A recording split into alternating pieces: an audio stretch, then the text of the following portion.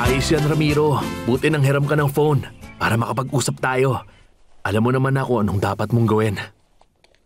Sige na. Kita mo? Lahat ng gusto mo susundin ko, aking Reyna. Konting panahon na lang at mawawala na rin yang si Berta. Sigurado ka bang naintindihan ng maayos ng kaibigan mo yung pinapagawa mo? Oo naman, syempre. Sanay na yun sa ginagawa niya. Huwag kang mag-alala. Sa wakas matatahimik na rin yung buhay mo. Masaya naman ako. Nagiging malaking banta na si Berta kasi ang dami na niyang alam.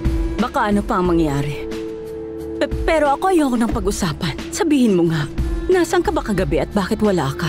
Pumunta kami sa Koyakan. Kumain kami ng masarap na pagkain at bumili kami ng ice cream. At bakit? Anong meron? Oh, huwag ka na masyadong selosa. Kailangan lang kasi natin pagtakpan niyo sa atin para hindi niya malaman.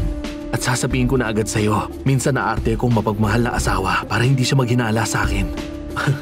Uto-uto talaga yung babaeng yun. Alam mo ba sabi niya? Tutulungan mo raw siyang pagandahin at ayusin yung sarili niya para sa akin.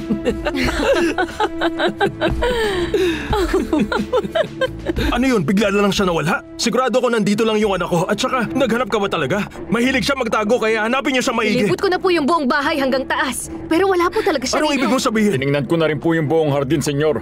Ikaw yung nagbabantay sa bata. Paano mo ba siya nawala? Ano ba kasing pinagagawa mo? Nasa garden po kasi kami tapos tinawag ni Ginang Georgina si Veronica para pumasok. Veronica? Hindi ko na po Si Veronica? Nasaan si Veronica? Bakit wala siya rito? Nasaan siya? Siya nga. Hindi ako sigurado pero baka siya yung kumuha sa bata. Ibig sabihin nakita mo si Rosalinda? Oo nga. Umalis siya ng maaga. Saan daw siya pupunta? Ewan ko. Hindi niya ako pinansin. Nagmamadali siya. Naku naman, Soledad, wag ka masyadong mag-alala.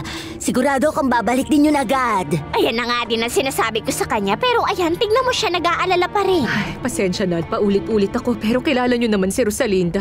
Hindi yan umaalis nang hindi nagsasabi sa akin. Ewan ko, parang iba na yung kutob ko. Para kasing may hindi magandang nangyayari. Ay, grabe na yung kabog ng dibdib ko ngayon. Ay, Diyos ko, sana ligtas si Rosalinda. Oo, Hepe. Si Fernando Jose Altamirano. Oo, may re-report akong kidnapping. Yung anak ko. Siyempre, hindi naman yun makakalis mag-isa kasi baby pa yun. Magdadalawang taon pa lang yun. Sige, naiintindihan ko. Pero nag-aalala kasi ako. Yung suspetsya ko? Sa tingin ko yung mama niya. Si Rosalinda.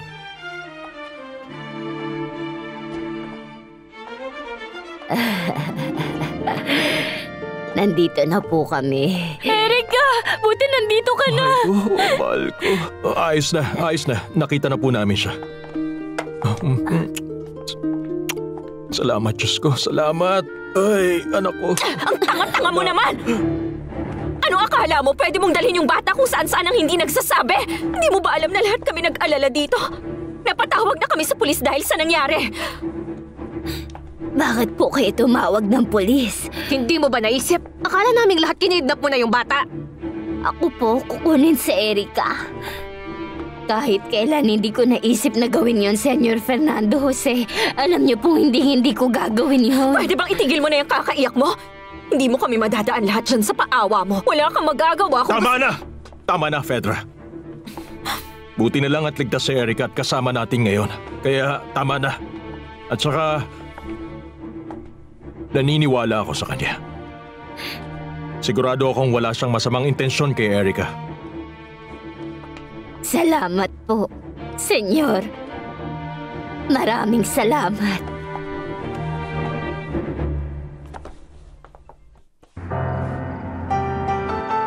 Ano nagawa ni Fedra yan? Nasampaling ka?